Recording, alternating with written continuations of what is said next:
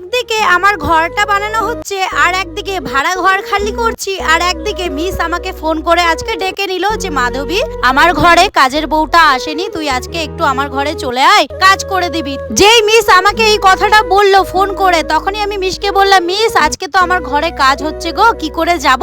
Miss বলছে, দেখ না যদি আসতে পারিস খুব আমার উপকার হয়, কাজের বউটা আমার বাড়িতে কাজে আসেনি, আমি খুব মাথা খারাপ, খুব টেনশন। মিস যখনই আমাকে বললো তখন বললাম, মিস তাহলে 10:30 নাগাদ আমি আজকে সকালবেলায় চলে আসবো, 10:30টার মধ্যে আমার ঘরটা বানানো কমপ্লিট হয়ে যাবে।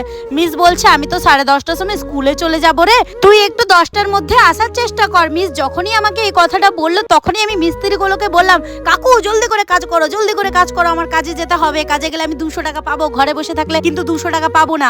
তো মিস্ত্রিগুলো জলদি জলদি বললাম বলে মিস্ত্রিগুলো জলদি জলদি কাজগুলো করে দিল। 10:10 মধ্যে আমার ঘর বানানো কমপ্লিট। তারপরে আমি মিশের বাড়িতে চলে এসেছি, আর তোমাদের বাড়ি গিয়ে দেখাবো, ঠিক আছে, আমার ঘরটা কেমন কি হয়েছে না হয়েছে। মিশের বাড়িতে প্রথমে এসেই 2টো কাঁঠাল খেয়ে নিয়েছিলাম, তারপরে সকালে প্রচন্ড খিদে পেয়ে গেছিল, যখনই আমি কাজে আসি তখনই আমার খিদে পেয়ে যায়, কি আর বলবো তোমাদেরকে। তো কাজ টাজ করে 6টার মধ্যে আমি বাড়ি চলে আসি। মিশের বাড়ি সকালবেলা 10টার সময় কাজে গেছিলাম, আর সন্ধ্যে 6টার সময় বাড়ি চলে এসেছি, কিন্তু এখন ভাড়া বাড়িতে চলে এসেছি। ভাড়া বাড়িতে আমাকে জিনিসগুলো নিয়ে যেতে হবে, তো ভাবলাম একটুখানি ভাড়া বাড়িতেই চলে আসি, একা একা এসে পরে কয়টা জিনিস নিয়ে চলে যাই স্কুটিতে করে। কিন্তু বাইরের ওয়েদারটা যেই দেখলাম অনেকটা খারাপ হয়ে গেছে, তারপরে ভাবছি আজকে জিনিসগুলো নিয়ে যাব কি না, নিয়ে যাব কি না। তারপরে আমি মাইশাকে ফোন করলাম, আমার একটা বান্ধবী, তাকে বললাম, মাইশা আমি ভাবছি ভাড়া ঘরটা আজকেই খালি করে দিই, কিন্তু আবার ভাবছি কালকে করব, কারণ ওয়েদারটা খারাপ। দিয়ে বলছে, না না তুমি ভাড়া ঘর থেকে জিনিসগুলো নিয়েই চলে আসো, কারণ তোমার ঘরটা তো ঠিক হয়ে গেছে, কেন বেকার বেকার ভাড়া ঘরে রেখে দেবে, জিনিসগুলো নিয়ে চলে আসো।